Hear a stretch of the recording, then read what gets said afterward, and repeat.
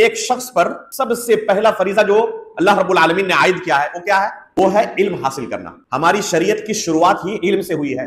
جو پہلی وحی اللہ کے رسول پر نازل ہوئی اس کی شروعات کس سے ہوئی تھی؟ اقرأ بسم ربک الذی خلق۔ تو علم سے اس شریعت کی شروعات ہوئی ہے۔ قرآن کریم میں اللہ رب العالمین نے فرمایا فَعْلَمْ أَنَّهُ لَا إِلَهَ إِلَّا اللَّهُ۔ علم حاصل کرو پہلے کہ اللہ کے سوا کوئی برحق معبود نہیں۔ غور کریں، کلمہ لا الہ الا اللہ سے پہلے کسی کے اسلام کا کوئی تصور ہو سکتا ہے؟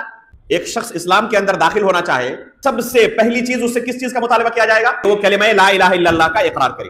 اللہ رب العالمین نے اس کلمہ لا الہ الا اللہ سے پہلے بھی اس پر ایک فریضہ عائد کیا۔ کیا کہا؟ فَعْلَمْ أَنَّهُ لَا إِلَهَ إِلَّا اللَّهُ۔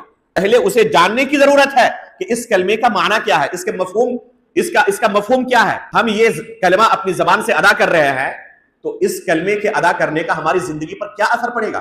اگر اسے کچھ بھی نہیں پتا اس کلمے کے بارے میں اور بلا سوچے سمجھے اس نے ایسے ہی اسے ادا کر دیا، کہیں پر کاغذ پر لکھا ہوا تھا، اس نے اسے اٹھایا، اسے پڑھا، اسے پتا ہی نہیں اس کلمے کا کیا معنی ہے، تو کیا صرف پڑھنے کی وجہ سے، زبان سے اس کلمے کو ادا کرنے کی وجہ سے مسلمان ہو جائے گا وہ؟ ایک شخص نیند کی حالت میں اس کلمے کو اپنی زبان سے دہرائے، کیا صرف زبان سے ادا کرنے کی وجہ سے اسے مسلمان کہا جائے گا؟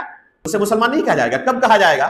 جب اس نے جانتے ہوئے اس کلمے کو اپنی زبان سے ادا کیا ہو کہ میں کیا ادا کر رہا ہوں، میں اسلام قبول کر رہا ہوں۔